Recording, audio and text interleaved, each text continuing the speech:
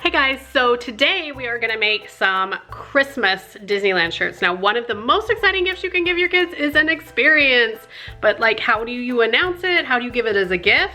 So today I'm gonna share how we came up with an idea of making shirts for our kids. We're actually going to Disneyland during Christmas, so it's not like my kids are getting it under the tree, but it is part of our Christmas experience, and they're aware that it's part of our Christmas budget. So one of the hardest things about making a shirt for your family is the different ages. Now, if you have all little kids, then you are lucky. They probably won't care. You can slap Pluto up there, or whatever, and they'll think it's great. But when you have teenagers and people with lots of opinions and boys and girls, it's difficult to make one shirt for your whole family that fits the bill. I mean, even when I went to Disneyland, I didn't want like a super like Princess Mommy t-shirt. I wanted something, if you look in that last post, we made ones that said not today Zerg. So that's kind of fun and snarky and different. So how are we gonna make shirts that worked, that teenagers would wanna wear at Disneyland? So first what I did is I looked on Etsy for some ideas and Pinterest. And nothing really spoke to me there, but I did see a picture of the dwarves. And I was like, well, we could each be a dwarf. And then I saw a picture of all the 7 dwarfs together, and I was thinking hi ho, and then I was like, it's Christmas, ho ho ho. So we came up with a Christmas idea. And let me show you how we made it. So one of the things I was concerned about was how wide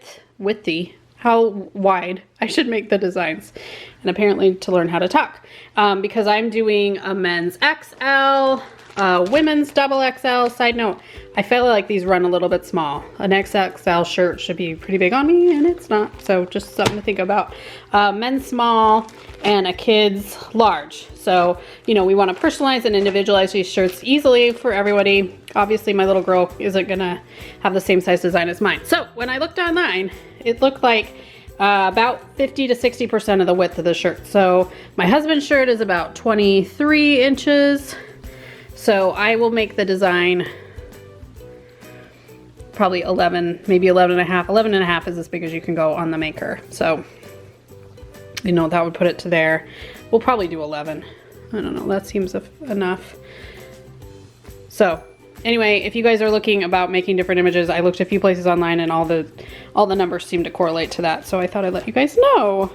Here are the measurements that I took from the shirt over here. And that's what I decided to print from the Cricut. So in case you guys were wondering, these are all the Cricut infusible ink blanks. And then that's the size of the horizontal image that I'm gonna cut. So this is the image we came up with. I actually got these dwarves off of Etsy. It was really, really cheap. I wanna say $1.50. And so that made that really easy. And then this is the font Deep Cakes. And what I did here is this is just circles that I used from the shape thing. So what I did is I first filled it in with a black circle. Then I added this, then I sliced out the Mickey shape.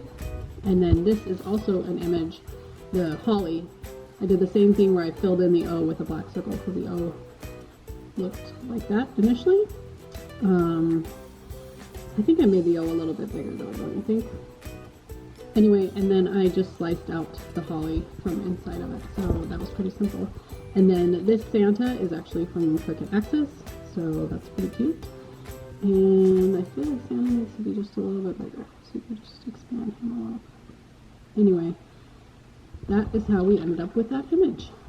Okay, something that happens to me a lot is I will get ready to go and then I'll realize that somehow there is a print layer, and so you need to go in and it'll say it's incompatible. I think that is saying that right now because I'm not hooked up to a printer. And then you just need to switch this fill right here to no fill, and then see how that's only just cut now. It's not cut in print. Okay, so I needed 4 different shirts cut out of the same thing, but I needed them all resized. So something you can do is just stack them all on your, you know, I resized them. So this is 8 inches. This guy up here is 11 inches. There's an 11 inches, and then there's a 9 inch right here that you can't really see. But if you've made sure that you've attached them and they're all ready to go, if you go into Make It, and then Cricut can decide what is the best way to save the most of your product. You know, looks like Mine is not, it'll just have to use 2 sheets. But if you know there was a better way to save more sheets, Cricut will figure it out. Okay, so we got this super cute buffalo plaid. It comes with buffalo plaid and a black. Remember, this will be much more vibrant once we iron it. Always looks dull, the infusible inks. It comes with parchment in the middle. Do not throw it away. You'll need that for the ironing. So I'm gonna get this buffalo plaid on there and start printing. Remember that infusible ink only comes with one 12 by 12 of each of the things listed on the box. So for me, I needed 2 of these sheets. Ta-da!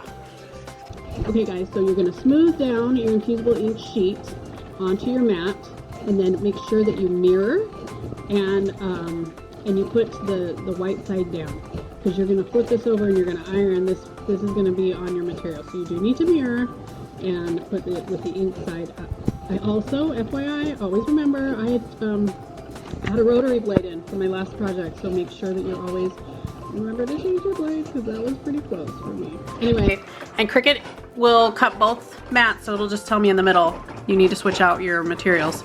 And if you had 2 mats, you could, you know, have them all lined up, which would be super handy. It's so exciting. I see it's cutting. It is normal for this to look a little bit more wide. It definitely looks very different than vinyl, the infusible ink. So if that's got you concerned, very normal, much more like paper than vinyl.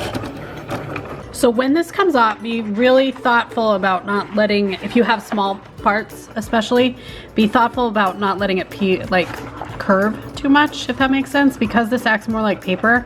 I've done ones before where I was afraid I was going to lose pieces.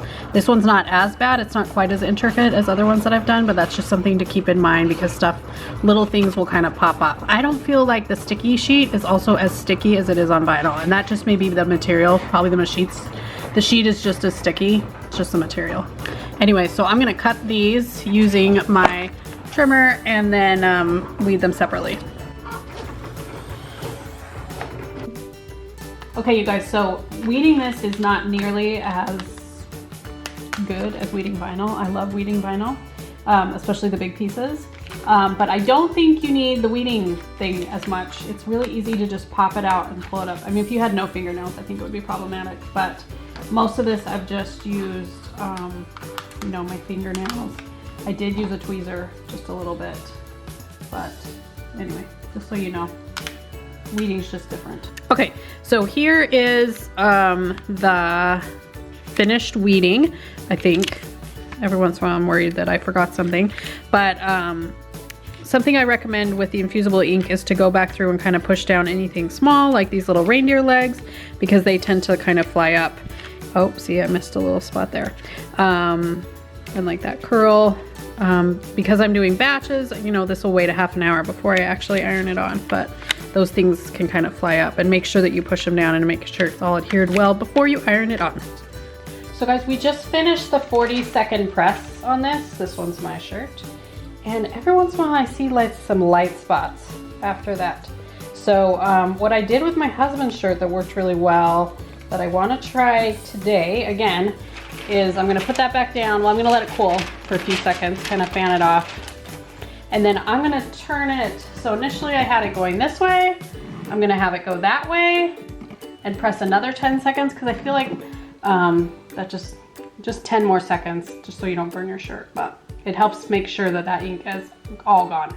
Something else I do is I press the shirt, especially with these round collars. On the V-necks it's easier, but on these round collars I'll press it in half first so I can find the midpoint. It makes it a little bit easier when you're making sure that the design is straight.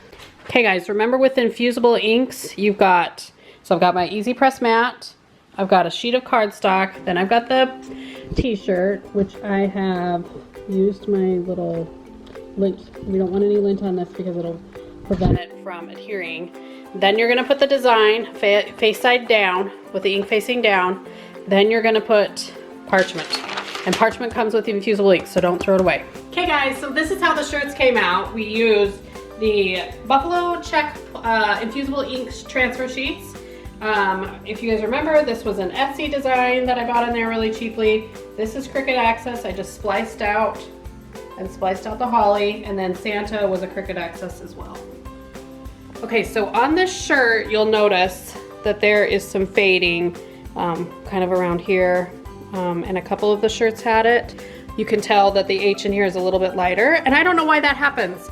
It's happened with most of my infusible ink projects. Now, on the video I said you can turn your iron, but I wanted to show you what can happen when you do that. The infusible ink sheet can shift, and then you do end it with a little bit of shadowing. So if you can see right there, you can tell that there's just a little bit of shadowing, although it did get more of the infusible ink out, and I don't feel like this one has as light of spots, but still there, it's a little bit light. Now, I like the infusible ink.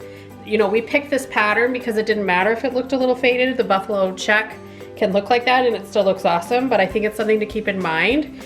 I had a, you know, it was my countertop, it was my, I used the pad, so I'm doing everything according to the instructions. I just think that's something to keep in mind, that it can look just a little bit faded in areas, and I'm not sure how to change that. Anyway, I'm really happy with how the shirts came out. I think they're fun and snarky and Christmassy, and I think they'll look great in photos. I think it's fun to do a family shirt in Disneyland. I was surprised by how much of a group it kind of makes you, and so that's fun. So I would recommend you guys try a family shirt next time you go to Disneyland. You don't have to do anything crazy. You can always just get an image offline. Etsy has tons of fun designs, and so you can easily find something on there or design something that you're inspired by on Pinterest.